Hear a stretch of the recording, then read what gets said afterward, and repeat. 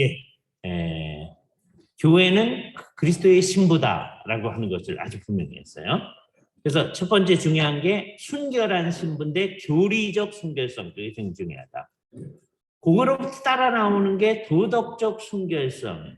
순결성 그러면 자꾸 도덕적 순결성 먼저 생각하는데 그는 부차적으로 따라 나오는 거다. 물론 둘 다가 다 중요하죠. 그죠? 교리적 순결성으로부터 도덕적 순결성, 마땅히 따라 나와야 된다. 그죠? 지난번에 돌렸던 워슨이라고 하는 분이 뭐라고 했냐면 그리스도께서는 순결한 신부를 원하시지만 그보다 더 사랑하는 신부를 원하신다. 그런 표현을 했어요. 그죠? 그러면서 예를 듭니다. 교회가 그리스도를 사랑한다고 말은 하는데 예수님이 오는 거를 별로 반기지 않는다면 진짜 사랑하는 거 맞냐? 이렇게 질문하는 거죠. 그래서 진짜 교회는 아멘 주 예수여 어서 오시옵소서 그 말을 진짜로 고백하는 교회요. 예. 우리가 준비가 안 돼 있지만 준비가 안 돼 있으니까 주님 좀 더 이따 오셔야 됩니다. 이러면 안 되는 거죠. 예? 그러니까 우리는 항상 회개를 해야 돼요. 항상. 그렇죠? 우리 선배들이 우리가 미처 몰라서 고백하지 못한 죄까지를 다 용서해 주십시오. 라고 했던 그 의미를 이해해야 되는 거예요. 예? 그러니까 이게 이제 옛날 천주교에서부터 쓰던 말이긴 한데 그게 이제 나쁜 의미로 사용되어질 수도 있어요. 어떻게 하면 나쁜 의미냐? 사람이 이렇게 자기가 얘기한 그 죄만 사함을 받는다. 그러니까 내가 몰라가지고 생각을 미처 못해가지고 못한 죄까지 사해 주십시오. 라고 해야 나머지가 될 거다. 그러니까 이게 순전히 의식적인 용어로 하면 그건 무의미합니다. 근데 진짜 그 주님 앞에서 정말 주님이 지금이라도 오셔야 되는데 내가 준비 안 돼 있어. 어떻게 해야 돼요? 회개를 하는 수밖에 없잖아요. 그렇죠? 네. 이때 이제 또 하나 더 생각해야 될 게 회개가 우리의 죄를 없애는 거는 아니다는 걸 봅니다. 그죠? 우리는 회개할 수밖에 없어요. 회개 안 하고 우리의 죄 문제가 해결 안 됩니다. 그러나 우리의 죄를 없애는 것은 십자가뿐이다. 라고 하는 것을 생각하는 거죠. 그러니까 십자가에 의존해서 내가 살고 있습니다. 라고 하는 걸 표현하는 게 회개라는 현상이다. 우리가 정말 눈물을 흘리며 주 앞에 회개해야 되지만 우리의 눈물이 우리의 죄를 없애는 게 아니다. 우리는 주님을 의존할 뿐이다. 라고 하는 걸 생각해야 돼요. 그래서 정말 주님이 오늘이라도 오시기를 바라는 마음을 가지고 늘 준비된 태도로 살아가는 거예요. 그죠? 그래서 하루를 이제 마무리하실 때 저물어 날 이미 오두니 구주여 오시옵소서라고 할 때 이 저녁 시간 우리가 자는 동안에 주께서 오실 수도 있다고 생각하면서 하루를 다 정리를 네? 정말 회개하고 하나님 앞에서 하고 하는 거죠. 옛날에 건전하게 신앙생활을 했던 사람들은 다 그런 거죠. 그죠?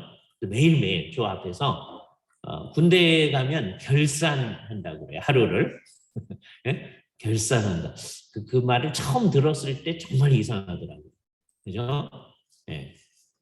우리 중대장님이 소대장들 모아가지고 하루를 결산한다. 그러더라고요. 그 맨 처음에 들었을 때 되게 이상하더라고요. 무슨 결산을 하나. 그죠? 그런데 정말 우리는 군대에서 매일 하거든요. 그거. 예? 우리 정말 그래야 돼요. 하나님 앞에서 하루하루를 결산을 해야 돼요. 그죠? 예. 오늘 못한 숙제가 뭐가 있는가. 그거 내일 빨리 어떻게 해야 되겠다. 시간을 어떻게 얼른지 세야 되겠다. 뭐 등등등. 이때 이제 잘못된 마음이 이제 들 수가 있어요. 오늘 밤에 주님이 오시면 숙제할 필요도 없는데. 예? 우리는 어떻게 생각하는 거예요? 이때 이제 동원할 수 있는 게 루터가 했다는 그 유명한 말입니다.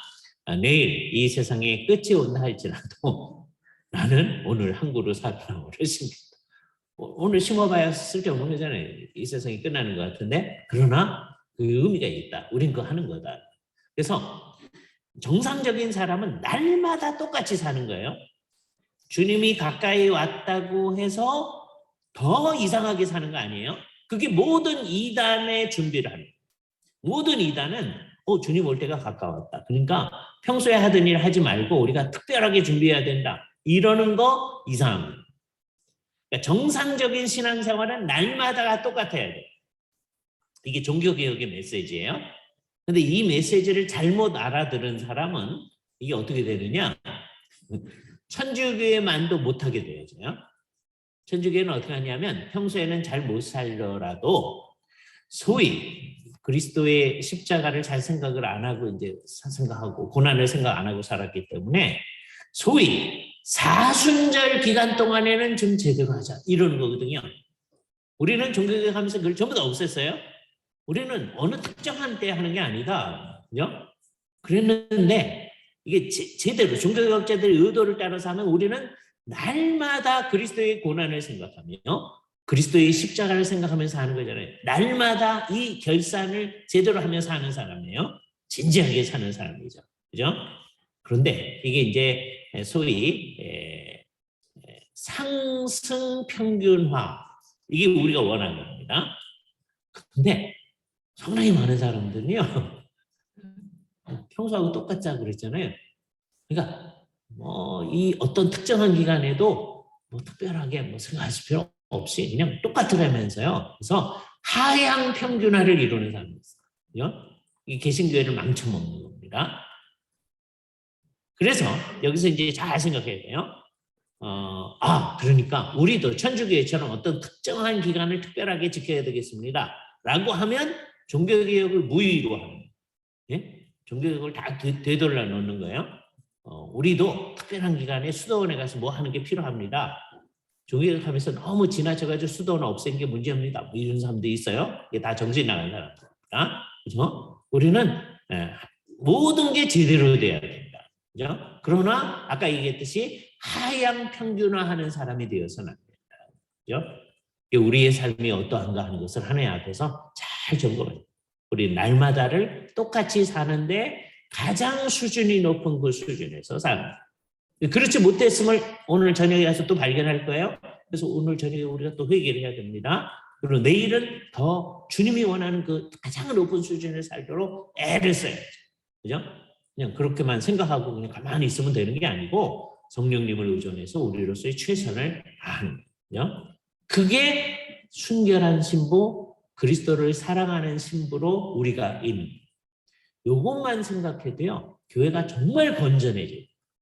교회에 모든 문제가 있을 수가 없습니다. 그러니까 교회에 이렇게 문제가 많은 거는 무엇 때문이에요? 그리스도를 사랑하지 않기 때문에. 주님께서 오시는 거를 정말 기대를 안 해요. 둘 중에 하나가 먼저 와요. 내가 죽든지 아니면 그리스도가 오든지 둘 중에 하나예요. 그렇죠? 내가 죽기 전에 그리스도께서 오시면 우리는 죽지 아니하고 우리의 끝에 도달합니다. 자, 그랬을 때에도 우리는 항상 준비된 사람으로 있을 것을 염두에 두면서 이 일을 하는 거죠. 자, 그런데 지금 내가 어린 양의 아내, 즉 신부는 그리스도의 신부예요. 그리스도의 신부를 내게 보이리라 하고 10절, 21장 10절에요. 성령으로 나를 데리고 크고 높은 산으로 올라가서 아주 크고 높은 산, 거기 어디인지는 언급이 안 됩니다. 그죠? 반모섬에서 일종의 다른 곳으로 이제 이동을 한 거예요. 아주 크고 높은 산. 반모섬에 있는 크고 높은 산 아니에요, 이거. 예? 아주 크고 높은 산으로 딱 데리고 가가지고 하나님께로부터 하늘에서 내려오는 거룩한 성 예루살렘을 보였다라고 얘기해요. 예루살렘 성이 내려오는. 그죠? 어디에 내려오는 거예요? 요걸 위해서 이제 21장 1절에서 가야 돼요. 또 내가 새 하늘과 새 땅을 보니 처음 하늘과 처음 땅은 없어졌고 바다도 다시 있지 아니하더라. 그래서 이제 뭐가 실현되어진 상황이에요? 새 하늘과 새 땅이 실현된 상황이에요. 예수님의 재림 이후에 나타나고 있는 굉장히 중요한 겁니다. 새 하늘과 새 땅, 그죠? New heaven and new earth. 자, 이때 주의해야 되는 게 요게 따로따로 띄어서 생각하면 안 된다는 거예요. 요거를 잘 알려면 태초에 하나님이 천지를 창조하시니라 라고 하는 말을 생각해요. 천지라는 말은 뭐예요? 하늘과 땅이잖아요. 그러면 하나님이 맨 처음에 태초에 하나님이 천지를 창조할 때 하늘과 땅만 댕그라니 창조해놨죠? 그 얘기가 아니라는 거. 그죠? 이거를 우리가 제육법이라고 했잖아요. 대표적인 것 두 개를 언급함으로써 이 세상 전체를 언급하는 방법. 이 제육법. 그죠? 제육법이 아주 대표적인. 그죠? 그래서 하늘과 땅. 그런데 하늘과 땅은 피조개 전체예요. 피조개 전체를 새롭게 했다. 새롭게 했다고 하는 건 뭐냐면 그것의 본래적 의미가 나타나도록 했다. 뭘 전제로 하는 거냐면 인간의 타락으로 말미암아 이게 좀 잘못됐다라고 하는 거예요. 이 세상은 이 우주 전체를 생각해야 됩니다. 지구만이 아니에요. 우주 전체가 이제 주님이 다시 오실 때 전체가 새로워진다. 예? 바다가 다시 있지 않다라고 하는 거는 그러면 지구를 중심으로 생각할 때 그때는 바다가 없는 거예요? 모든 것이 다 육지로만 있는 거예요? 그게 아니고 옛날 고대인들 특히 1세기의 사람들의 입장에서 밤모섬에서도 조금 나가면 바다예요. 그럼 바다는 어떤 곳이냐? 가까운 데는 괜찮지만 거기서 물고기도 잡고 하지만 멀리 가면은요 인간을 위협하는 세상이 돼요. 예? 그래서 이제 요한계시록에 보면 어떤 때에는 바다에서 무슨 짐승이 올라온다. 또 어떤 때는 땅에서 짐승이 올라온다. 그런 얘기가 나와요. 이게 바다라고 하는 것은 결국 인간을 위협하는 세력을 표현하는. 그러니까 바다가 더 이상 있지 아니하다라는 말은 뭐예요? 더 이상 인간을 위협하는 세력이 없다. 그러니까 물리적으로 바다가 있을 가능성은 커요. 성령 안 믿네. 없다고 그랬는데. 말을 알아들어야 되죠. 이게 바다가 더 이상 있지 않다라는 말이 문자적 의미로 그렇게 얘기한 거냐. 네? 그게 있을 가능성이 더 큽니다. 네. 만약에 그게 없으면은요, 새하늘과 새 땅에서는 아득한 수평선 그거 뭐 없는 거야. 네? 지평선은 있죠. 그렇게 되면 그러니까 그럴 것 같지가 않아. 그렇잖아요. 네. 그러니까 이게 문자적 의미의 바다가 있다 없다는 얘기가 아닐 가능성이 크다. 정확한 건 나중에 하늘에 예수님이 다시 와봐야 합니다. 그러나 아마도 그럴 거다. 네, 더 이상 인간을 위협하는 세력이 없는 거예요. 그래서 온 우주가 새롭게 되어집니다. 근데 이제 성경에는 주로 이제 지구를 중심으로 표현을 하니까 이렇게 되어 있어요. 지구에서 2절 또 내가 봄에 거룩한 성 새 예루살렘이 왜 새 예루살렘이에요? 지금 이 모든 게 새로워졌잖아요. 그러니까 새 예루살렘이 위로부터 내려오는 걸 보는 거예요. 근데 잘 보세요. 하나님께로부터 하늘에서 내려오니 그 준비한 것이 신부가 남편을 위하여 단장한 것 같더라. 아까 9절, 10절에서는 뭐를 보여준다고 그랬어요? 어린 양의 신부를 보여준다고 그랬죠. 그러면서 뭘 보여줬어요? 새 예루살렘이 위로부터 내려오는 걸 보여줬죠. 10절. 성령으로 나를 데리고 크고 높은 산으로 올라가 하나님께로부터 하늘에서 내려오는 거룩한 성 예루살렘을 보이니 그러니까 10절 얘기하고 2절 얘기하고 같은 거예요. 따로따로가 아니라 같은 거예요. 그러니까 한번 얘기하고 그걸 다시 얘기를 해주는 거예요. 그런데 어린 양의 신부가 뭐라고 그랬어요? 우리라고 그랬죠. 예수 그리스도를 믿는 우리 교회 공동체. 그죠? 그럼 새 예루살렘은 뭐예요? 우리를 얘기하는 거예요. 예? 새롭게 된 우리를 얘기하는 거다. 이걸 잘 생각해요. 그 어떻게 아느냐? 이게 이제 그 측량을 하는데 어떻게 했느냐? 16절에 보니까 그 성은 새 예루살렘 성이에요. 이제 요한이 볼 때는 큰 성이 내려와서 꽂히는 걸 봅니다. 요한이 볼 땐 그러는 거예요. 그러면 나중에 예수님이 재림하여 오셨을 때 온 세상이 이제 새 하늘과 새 땅이 되고요. 큰 성이 내려와 꽂힐까요? 네? 이 문자적 얘기가 아니라는 걸 알아요. 우주 전체가 새로워져요. 거기에 새 예루살렘이 누구라고요? 우리라니까요. 새롭게 된 우리. 예? 그걸 어떻게 알 수 있느냐 이거 보세요. 자, 성곽을 재어 요한은 큰 성에 내려와 꽂히는 걸 봐요. 그 성은 네모가 반듯하여 길이와 너비가 같은지라. 그래서 어떻게 생겼느냐면 정방형으로 생겼어요. 가로, 세로, 높이가 길이가 다 같아. 그죠? 그래서 측량했더니 12,000 스타디온이에요. 12,000 스타디온. 길이, 너비, 높이가 다 같아요. 이쪽도 12,000 스타디온. 12,000 스타디온을 계산을 하면 어떻게 되느냐면 런던에서 아테네까지입니다. 네? 그럼 유럽 전체예요. 런던이 저 영국의 저쪽이잖아요. 아테네가 이제 그리스잖아요. 그럼 거의 유럽 전체예요. 한쪽이 그렇다는 거예요. 그러면 뒤쪽으로 12,000 스타디온은 지금 유럽보다 더 많아. 그렇잖아요? 근데 더 놀라운 거 높이가 12,000 스타디온. 그런 성은 우리가 못 만들어요. 예? 만들 수 있을 것 같죠?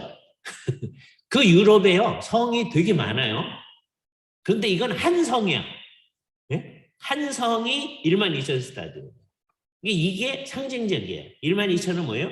12 곱하기 10의 3승. 이게 셋이 돼 있어. 12는 늘 요한계시록에서 뭘 상징해요? 선택받은 것. 그죠? 12지파, 12사도. 우리 전체를 대표하는 거예요. 그죠? 그래서 24장로, 구약과 신약을 대표하는 그 사람들 나오는 거죠. 그러니까 선택받은 사람. 근데 10은 온전한 거잖아요. 3도 온전하잖아요. 10의 3승은 얼마나 온전해요. 그죠? 그러니까 선택받은 자들이 가장 온전하게 되어졌을 때를 묘사하는 게 12,000 스타디온으로 된 가로 세로 높이로 된 이 성이다. 무슨 성이 와서 꽂히는 게 아니고 온전하게 된 그리스도인들이다. 라고 얘기해요. 필립 휴스 같은 분 아주 제대로 그렇게 얘기합니다. 예. 조금 이제 아쉬워하는 분들이 이게 동시에 도시면서 하나님의 백성이다. 그렇게 보시려고 하는 분들도 있어요. 예. 이건 아니에요. 예? 더 아닌 건 뭐예요? 이거 진짜 이 성만을 얘기한다. 그거 아니에요. 예? 그건 완전히 이상한 거예요. 이건 진짜 성만을 얘기하는 거다. 이건 완전히 이상한 거. 조금 뭐 생각해 볼 수 있는 게 이게 우리를 얘기하면서 교회, 완전하게 된 교회를 얘기하면서 하나님의 백성의 온전함을 얘기하면서 동시에 무슨 성을 얘기한다. 이렇게 보려고 하시는 분들이 있어요. 이게 조금 이제 보수적이거든요. 그러나 본문 전체를 살펴보면 이게 결국 뭐다? 가장 온전하게 된 교회 공동체를 얘기합니다.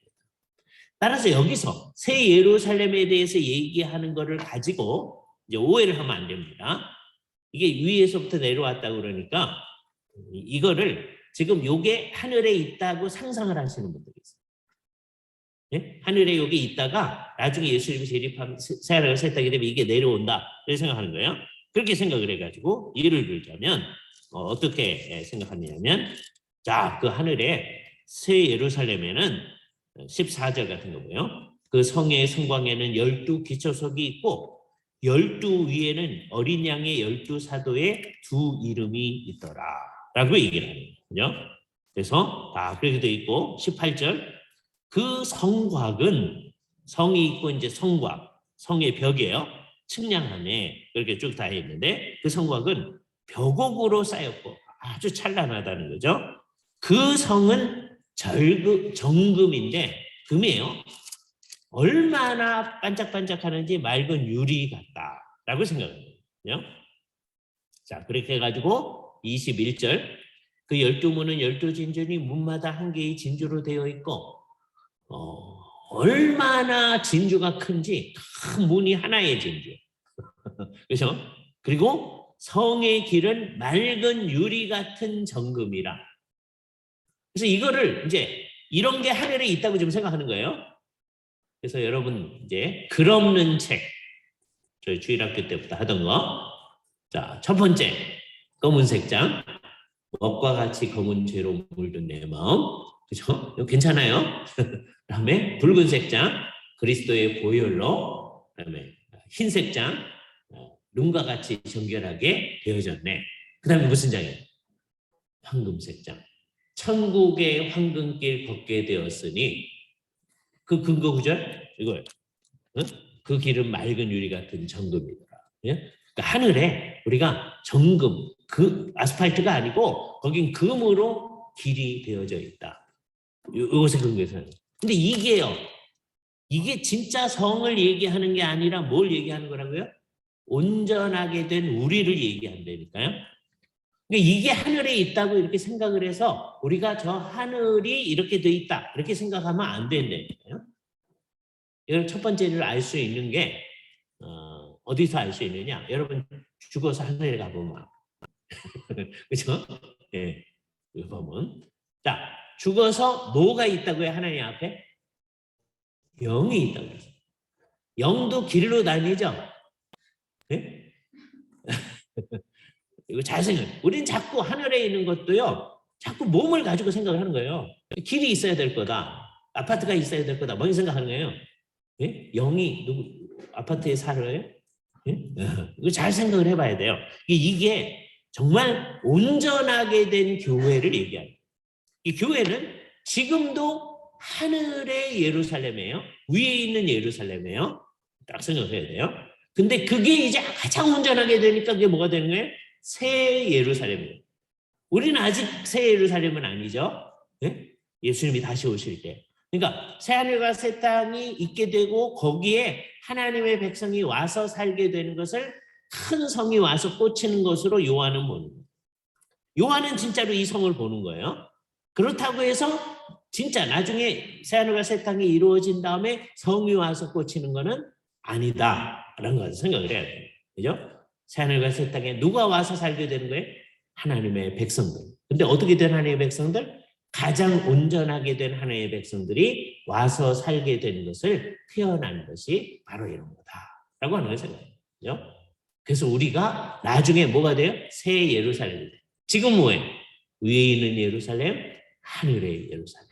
생각하죠? 우리 이 땅에 있어요? 이 땅에 있는데 우리는 뭐예요? 위에 있는 예루살렘. 이걸 안 믿는 사람 너무 많습니다. 그죠? 우리는 이 땅에 있으나 하늘에 속한 자들이에요. 예? 우리 중에 아주 뛰어난 몇몇 사람만 그런 거죠? 그러면 안 돼요. 예수를 진짜로 믿는 사람은 다 하늘에 속한 자. 예? 안 그런 사람 큰일 나는 거예요. 예? 어떤 이상한 이단적인 사람만 하늘에 속한 자 이렇게 되면 안 돼요. 예? 무슨 베네딕트 뭐 그런 형제 윈 베네딕트 형제 그 사람이 하늘에 속한 자 이게 아니고 예수 그리스도를 믿는 모든 사람은 다 하늘에 속한 자들이다. 그죠? 너희의 시민권은 하늘에 있다. 그래서 위의 것을 찾으라. 왜? 우리는 하늘에 속한 자들이다. 그죠? 이것을 아주 분명해요. 그래서 우리는 지금 여기서 위에 있는 예루살렘이다. 교회는 그런 거예요. 우리가 이제 뭐가 돼요? 새 예루살렘이 우리가 되는 거예요. 이 교회를 지칭하는 아주 중요한 말들이다. 라고 하는 것을 우리는 생각해야 됩니다. 이 얘기를 하면서 맨 마지막에 이제 하나만 더 얘기하고 이 비유들이 한 100개쯤 있거든요. 성경에 교회를 지칭하는 비유들이.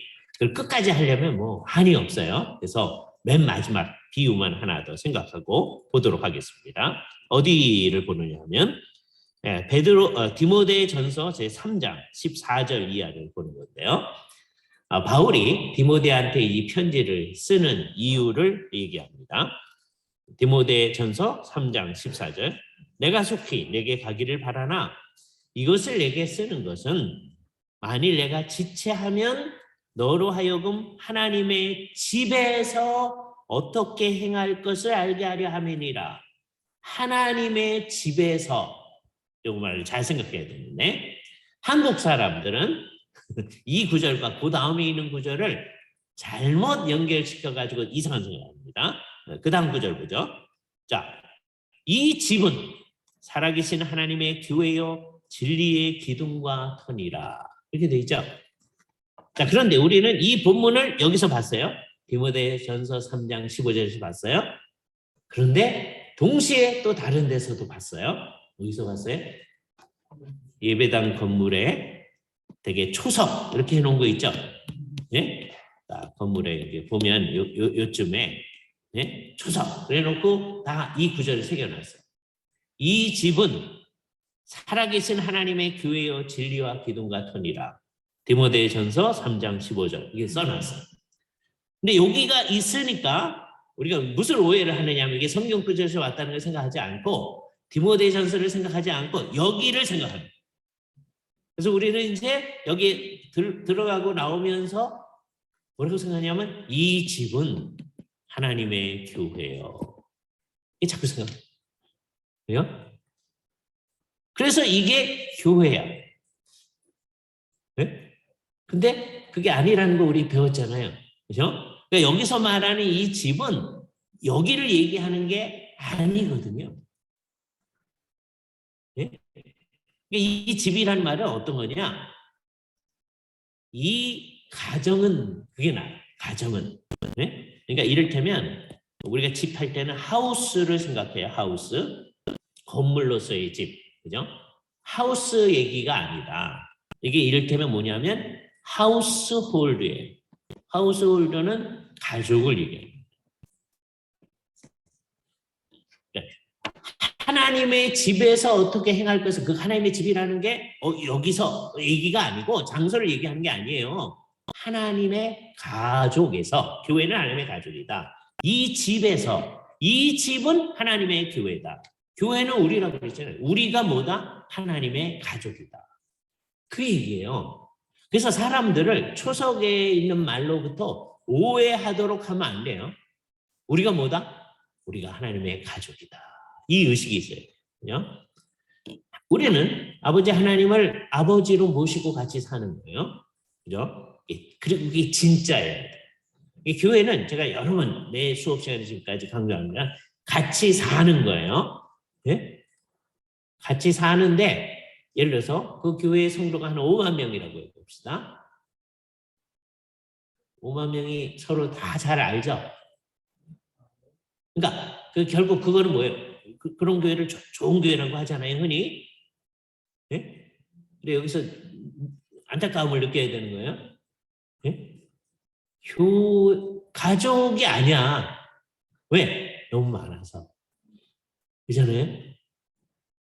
하나님께서 그 교회에 은혜를 베풀어서 성도들 오지 말라고 그래도 오는데 어떡하겠어요? 그 은혜예요. 그래서 우리는 대형 교회를 뭐라 그러면 안 돼요. 대신에 큰 교회들은 자꾸 어떻게 하려고 해야 돼요? 자꾸 나누어지려고 해요. 네? 스스로 그 노력 안 하면은요. 지금 중국이 하는 일을 이 세상이 할 겁니다. 네? 중국은요. 예수를 믿는 사람들이 지금 아직까지 이게 더 심해질 수 있는데 크게 모이는 거는 싫어요. 네? 옛날에는 이제 삼자교회는 크게 모이도록 자꾸 했었는데 그거 싫어요. 그래서 조그맣고 100명 이하로 모이는 거를 다 유도를 해요. 예? 이제 자기네 정권에 부담이 적다. 거기서 더 나아가면 더 심각해요. 이제 모이지 말아라. 시진핑 어록을 같이 읽고 성경 읽고 그러면 모이는데 그렇지 않으려면 모이지 말아라. 이렇게 가려고 하거든요. 이러면 심각해져요. 그런데 교회가 미리미리 알아서 짝쪽에 놓지 않으면 언젠가는 이 세상이 나서서 교회를 자꾸 쪼개는 일을 할 겁니다. 그래서 우리는 주께서 성도들이 열심히 해가지고 사람이 많아진 걸 뭐라 그러면 안 돼요. 주님의 은혜예요. 그렇게 됐으면 이제 어떻게 해야 돼요? 일부가 나야 돼요. 일부가 나는. 옛날에 한국교회는 그런 말을 썼어요. 조금 난다. 몇몇 사람이 너무 많으니까. 그래서 이제 옛날에는 한국교회를 한번 생각해 봅시다. 한국교회는 어떠냐면 예를 들어서 어떤 마을에 교회 공동체가 있어요. 그러면 이 마을에 있는 사람들도 이 예배당에 올 뿐만 아니라 먼 마을에 있는 사람도 여기 오고. 왜? 여기 예배당이 없으니까. 근데 이제 세월이 한참 지나서 여기 사람이 이제 많아지면 1차적으로 이 먼 마을에 예배당을 이제 맨 처음에 누구네 집을 하든지 아니면 예배당을 건축하든지 해가지고서는 이 마을에 몇몇 사람이 조금 나는 거죠. 우리가 하나의 교회였는데 이제 둘로 나뉘어지는 게, 싸워서 나뉘어지는 게 아니라 조금 나는 일. 그렇죠? 예. 이거를 이제 교회의 분립이라고 얘기합니다. 굉장히 의미가 있는 거죠. 인원수가 너무 많아지면 하나님께서 처음부터 한국 교회는 정말 놀라운 은혜를 베푸십니다. 그죠? 평양 최초의 교회가 널다리골 교회인데요. 나중에 이제 장대현이라고 하는 것으로 옮겼기 때문에 장대현 교회라고 합니다. 맨 처음에 한 20명, 이제 7명, 8명, 하여튼 두 번째 해에 세례를 베풀었는데 8명이 세례를 받았다고 그래요. 예? 이제 시작을 해가지고서는 예수를 믿게 돼가지고 두 번째 해에 그때가 1894년 같아요. 이게 두 번째 해. 그죠? 1893년에 시작했는데 이때 8명이 세례를 받습니다. 그리고서는요. 한 1900년쯤 되면 몇 년 아니잖아요. 이게 되게 많아져요. 한 1000명 이렇게 모입니다. 예? 얼마 안 되는 기간 동안. 예. 그러니까 어떡하겠어요? 자꾸 나뉘어지는 거죠. 예? 거기서부터 이제 여러 서문박교회 이렇게 나오기도 하고 그 중에 하나 아주 유명한 교회가 이제 거기서 나오는 평양에 있는 모든 유명한 교회 전부 다 거기서 산정현 교회 그것도 한 1906년인가 이렇게 분립되어 나오고 한 교회로부터 자꾸 분립. 왜? 인원수가 너무 많아지니까. 그죠? 그래서 한국 교회는 처음서부터요 주님의 은혜 가운데에서 이게 정말 새로운 일이었습니다. 세계 전체적으로 봐도 이렇게 맨 처음에 몇 명 안 되는 사람이 믿었는데 점점점 열심히 믿는 거예요. 그래서 자꾸 분립하는 현상을 우리가 경험해야 했던 거죠. 그죠? 이 일을 우리가 계속해야 됩니다. 다 열심히 해야죠. 우리 교회는 성도가 많기 때문에 더 이상 전도 안 합니다. 그럼 망하는 거죠. 그죠? 열심히 전도해서 너무 많으면 어떻게 하는 거예요? 나뉘어 져야 되죠. 그죠? 네. 그래. 옛날에 모든 교회들이 그랬어요. 필라델피아에 가면 필라델피아 제1장로교회. 네? 그러면 이제 그 다음에 뭐 있어요? 제2장로교회. 그 중에 제일 유명한 교회가 제10장로교회. 네. 여러 개가 있는데 중간에 이제 나머지 또 없어졌어요. 그래서 제10장로교회는 지금도 있어요. 제임스 보이스라고 하는 목사님이 거기서 이제 이건 공부도 많이 했는데 거기서 이제 목회를 하는 아주 유명한 제10장로교회 제임스 보이스 이렇게 얘기하는 거죠. 그러니까 이건 정상적인 거다. 그러니까 인원수는 점점점 많아져야 되고 많아지면 우리는 점점 어떻게 해야 된다? 분립해야 된다. 그죠? 그러니까 큰 교회만 분립하는 게 아니에요. 작은 교회도 분립을 할 수 있어요. 그죠? 그래서 같은 은혜를 가지고 나누면서 점점점 그 일을 해나가야 돼요. 그죠? 그래서 교회 공동체는 가족이다. 그러니까 어느 정도의 사이즈가 좋으냐, 그건 성경이 얘기 안 해요. 그러나 우리가 가족의 형태를 지닐 수 있도록 한국교회가 자랑하는 5만 명, 10만 명, 20만 명 교회는 주님의 은혜예요. 그게 은혜라고 인정해야 돼요. 그러나 이 가족의 형태를 못 드러내게끔 우리가 구조를 만들어내는 것일 수 있다. 예?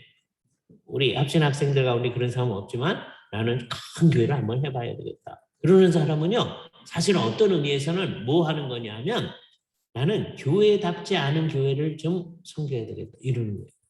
그렇죠? 그래서 우리는 주님의 은혜로 여러분이 목회하는데 삶이 하나죠. 그거에 대해서 뭐라고 할 수 없어요. 그건 감사하면서 그럼 어느 정도 되면 어떻게 돼요? 자꾸 분립하려고 해요.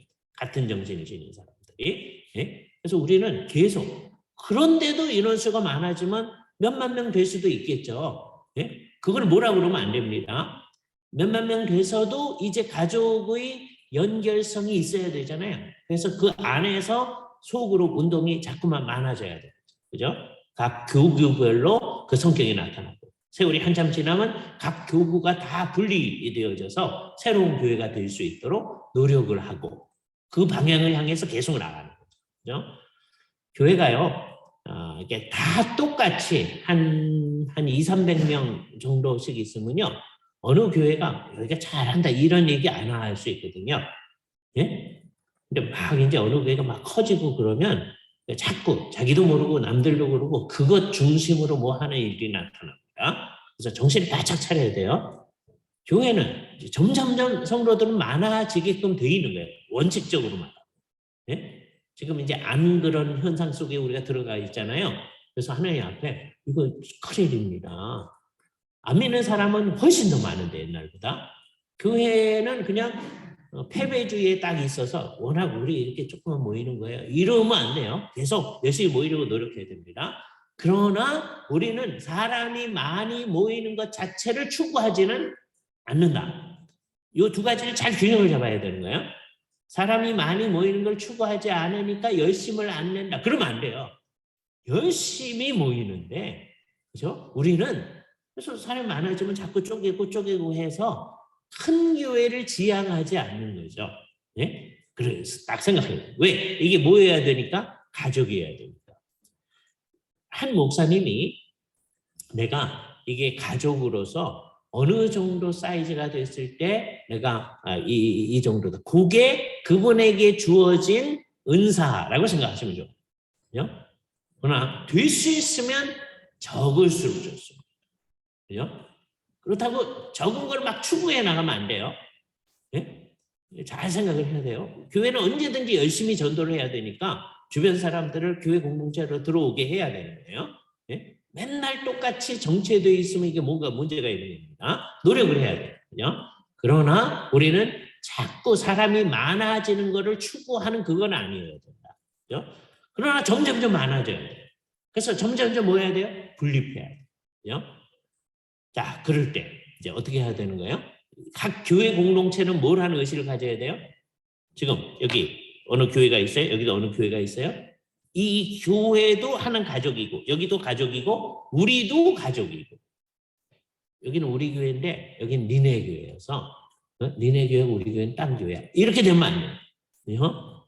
그래서 정말 우리는 우리 교회 의식이 있어야 돼요. 이게 한국적인 생각입니다.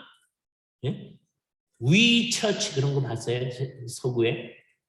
한국에는 우리 교회이지. 그죠? 이게 한국 사람다운 거예요. 예. 사실 모든 교회는 다 우리 교회거든요. 말할 때 보세요. 우리 교회는 다 그러지. 그렇잖아요? 근데 이름을 아예 우리 교회라고 하는 교회가 있어. 예? 이게 정말 이상한 거예요. 그거 나쁜 건 아니죠. 그죠? 예. 그리고 또 아주 감사하게 자꾸 분립을 하려고 하셔. 너무 감사한 거죠. 그죠? 대신에 성경이 말하는 그 원칙에 따라가려고 하는 마음이 우리 속에 있어져야 된다. 그래서 교회는 한 가족이에요. 이 가족의 동질성이 우리 가운데 나타나야 됩니다. 여기서 이제 목표는 뭐냐면 전부 다 누구 같아지는 거예요? Christ likeness. 이게 목표예요. 그죠? 개인도 그렇고 교회 공동체도 그렇고 어떻게 그리스도와 같아지는가? 이걸 잘 생각을 하는 거예요. 그리스도와 이제 같아지면은 어떻게 되느냐? 어느 교회에 주께서 큰 은혜를 내려주셔서 인원이 1000명이 됐다 그랬어요. 어떤 교회는 200명이 됐어요. 어떤 교회는 50명이에요. 어떤 교회는 20명이에요. 그러면 한번 생각을 해보세요. 1000명 된 교회의 교인들은 예? 요 20명인 교회의 교인들에 대해서 마음속으로 좀 점잖으면 이런 말을 안 하죠. 마음속으로 교회 같지도 않은데 뭐 이렇게 한다면 예? 너희 한참 많이 모아봐야 우리만큼 안 돼. 이런다면 이게 교회냐? 이게 그리스도와 같아지면 이게 없는 거잖아요. 그렇잖아요? 그러니까 주께서 은혜를 주셔서 이런 교회가 되어졌을 때 목회자와 그 교회 교인들은 주의해야 돼요. 자기도 모르는 사이에 그렇게 될 수 있어요. 네. 왜? 이 교회가 이 교회들 많이 도와주거든요. 그러니까 무슨 생각을 하는 거예요? 우리한테 너희는 종속해야 돼. 이런 생각이 자기도 모르는 사이에 딱 들 수가 있어요. 또 이쪽 사람들도 그런 생각이 들 수 있어요. 어느 교회 10명이 성도들이 모여서 예배를 한다. 그럴 때 우리는 교회 같지도 않아요. 성도들이 속으로 그렇게 생각한다면 그 얼마나 말이 안 돼요. 주께서 영광스럽게 보시는 교회를 자기네들은 속으로 생각할 때 교회 같지도 않다. 이러면 어떻게 되겠어요? 그죠? 맨 처음 교회는요, 다 적게 시작하는 거예요. 예? 그런데 주께서 이 사람들을 영광스러운 교회로 모시고, 지금 여기서 말하기를 뭐라고 하냐? 이 교회는, 이 교회는, 또는 이 집은, 여기도 집이 하우스홀드고요. 여기도 하우스홀드고, 여기도 하우스홀드고, 여기도 하우스홀드. 요것도 하우스홀드. 그런데 인원이 1000명 정도는 할 수 있을 텐데 10,000명이다. 그럼 한 가족으로 할 수 있겠어요? 굉장히 어려워요. 그래서 사실은 큰 교회의 성도들이 더 힘든 거예요. 왜? 이걸 다 실현해야 돼요. 예? 더 열심히 해야 돼요. 그렇잖아요? 예. 열심히 노력해야 됩니다. 마음속에, 우리 10,000명이기 때문에 몰라도 당연해요. 그래서 주차장에서 모여가지고서는 서로 싸우죠. 다른 데 빌려가지고 하니까 우리 교회 성도인지 모르고, 그럼 얼마나 이상한 일이 되겠어요? 그래서, 그래서 우리가, 그런데 이런 큰 교회는 익스큐즈 할 거나 있죠. 10명, 20명, 50명 교회인데 서로 잘 모른다. 10명인데 모를 수는 없겠지. 근데 50명인데 모를 수 있거든요. 이 사람들은 익스큐즈 할 것도 없어요. 하나님 앞에 큰 죄를 짓는 거예요. 그죠? 정말 가까이 알려고 노력해요. 가까이. 그죠? 우리가 가족이다. 그런데 이 가족이 뭐냐? 아주 놀라운 거. 하나님의 이 집은, 하우스홀드는 하나님의 교회다. 10명이 모이는 교회 공동체인데 이게 뭐예요? 하나님의 교회. 안상홍 증인인가요? 그러면 안 돼요. 네? 그 사람들 때문에 하나님의 교회란 말 우리가 쓰질 못해. 그죠? 이단들이 다 가져가 버렸어. 그죠? 더 중요한 말, 진리의 기둥과 터다. 그죠? 이거는 제가 늘 이거 표현을 할 때 광화문 내거리로 이제 여러분을 초청을 합니다. 데모하자고 광화문 내거리 가는 게 아니고요. 지금은 거기에 동상이 2개가 있어요. 근데 옛날에는 세종대왕 동상 없었던 때가 있어요. 그럼 이제 맨 처음에 누구 동상이 있어요? 이순신 장군 동상이 있죠. 그죠? 근데 그 이순신 장군 동상은 어떻게 되어 있냐면 잘 보세요. 높은 대를 이렇게 딱 만들어 놓습니다. 그죠? 이게 이제 이를테면 여기서 말하는 대로 기둥이에요. 스툴로스. 그죠? 그 다음에 여기 뭔가 좌대 같은 걸 이렇게 마련해 놨죠. 그런 다음에 이순신 장군 동상이 있잖아요. 그럼 이거는, 이 기둥을 왜 있는 거예요? 사람들로 하여금 여기를 잘 볼 수 있도록 하기 위해서. 그죠? 교회는 뭐다? 진리의 기둥과 터다. 이 기둥과 터는 다 뭘 위에 있는 거예요? 진리를 위에 있는 거예요. 우리는 뭘 위에 있는 겁니까? 진리를 이 세상 가운데 현양하기 위해 있는 거예요. 현양. 예? 나타내 보이는데 높이 나타내 보이기 위해서. 우리는 뭘 위해 있는 거예요? 진리를 위해. 알레데이아. 그죠? 교회는 진리를 위한 공동체이다. 그죠? 그러니까 우리는 일종의 수단이에요.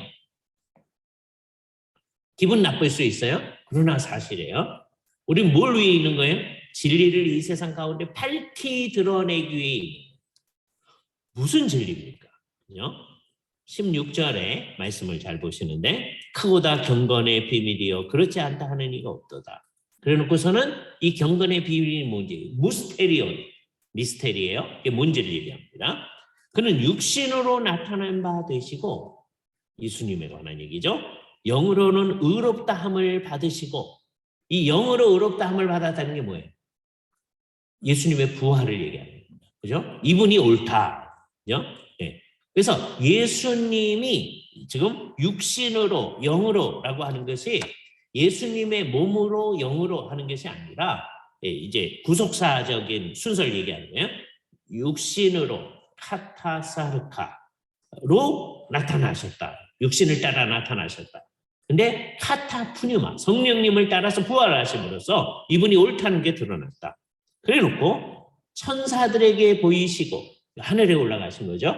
네, 천사들에게 보이시고, 다음에 만국에 전파되시고, 그거는요, 바울이 이렇게 얘기할 때 지금 진행형이에요. 계속 되어질 거예요. 그런데 전파되시고, 그 다음에 전파됐으니까 어떻게 돼요? 세상에서 믿음 바 되시고, 이것도 진행형입니다. 어떤 사람 믿었지만 또 어떤 사람 지금 믿어가고 있어요. 앞으로 믿어야 돼요. 그런데 맨 마지막까지 영광 가운데 올리워지셨다. 마치 이게 다 이루어진 것인 것처럼 얘기하고 있어요. 왜요? 분명히 이루어질 것이기 때문에. 그죠? 온 세상이 안 믿을 사람 끝까지 안 믿을 거예요. 그러나 하나님께서 영원전부터 택정하신 그 사람들은 다 믿게 될 거예요. 그래서 우리는 이 진리를 이 세상에 드러내기 위해서 나가는 교회가 진리를 현행하는 사람들한테 많은 사람은 무시할 거예요. 많은 사람들은 그걸 없애버리려고 노력할 거예요. 그래도 교회는 이거를 드러내기 위해 이 땅에 있는 겁니다.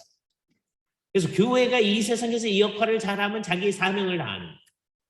이걸 안 하면 자기 사명을 못하는 거예요.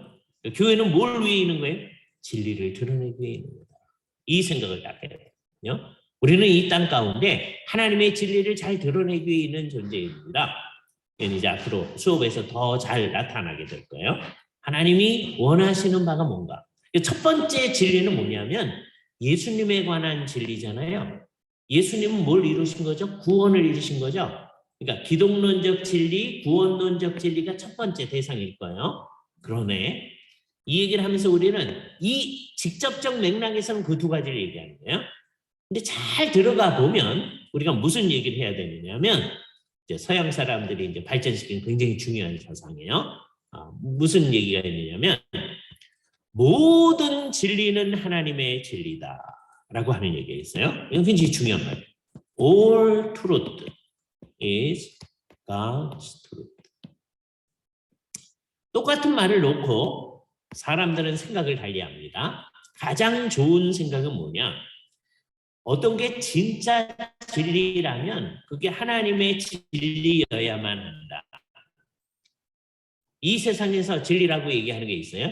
근데 하나님하고 관련이 없어. 만일에 그럼 그건 뭐다? 진리가 아니다. 1 플러스 1은 2다. 누구든지 다 그러는데 이건 뭐예요? 이거를요.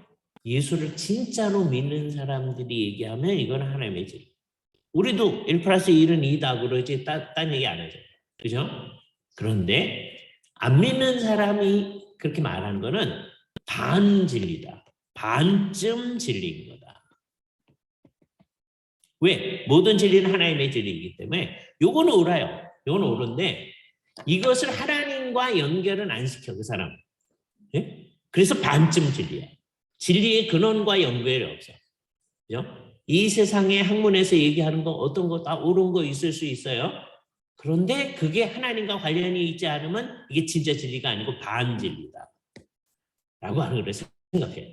그러니까 모든 거는 이제 어떻게 되느냐? 하나님과 연관되어진 하나님의 진리로서 드러나요.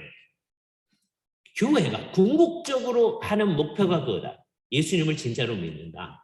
네? 구원론적 진리를 받았다. 그걸 끝 아니라 이제 우리는 이 세상 안에 모든 것들이 근원적으로 생각해 보면 하나님과 연결돼야 되잖아요.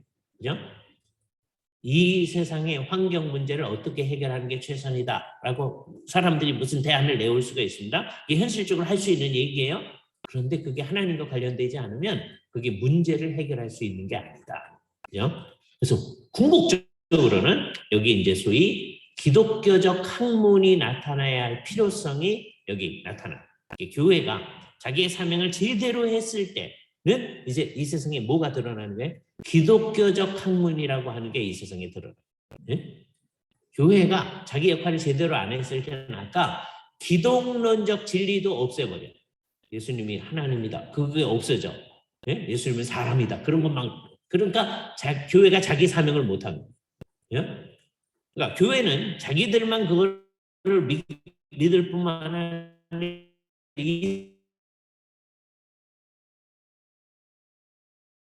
해야 되는 거예요. 근데 그걸 이 세상에 드러내야 한다. 우리는 그것과 상관없는 사람들이 아니고 그걸 이 세상에 드러내는 사람들이다. 여기까지 갈 수 있어야 우리가 우리의 사명을 다하는 거다. 이제 다음 주서부터는 교회의 속성에 관한 얘기로 이제 전환해 가겠습니다. 우리가 이제 비유적으로 몇 가지를 살펴봤어요.